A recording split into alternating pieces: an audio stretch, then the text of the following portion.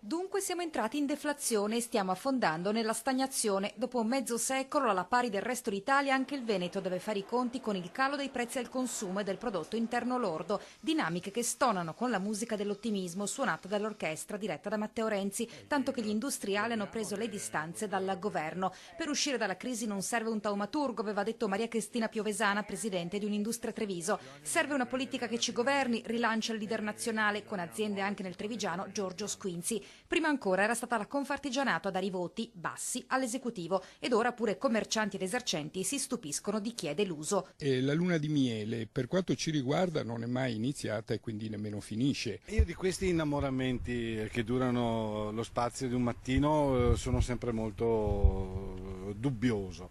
Anche le svendite di fine stagione sono terminate con un bilancio abbastanza negativo. Il tempo non ci ha aiutato né per le vendite né per i saldi. Niente soldi, niente saldi. La situazione è molto difficile, vorrei dire drammatica.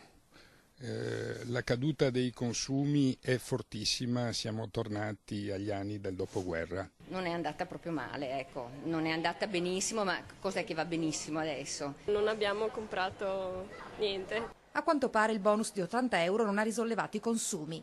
Con le bollette e le cose li adoperi per pagare i debiti che avevi prima. Non sono serviti a niente, solo un addolcire la situazione, però niente di utile.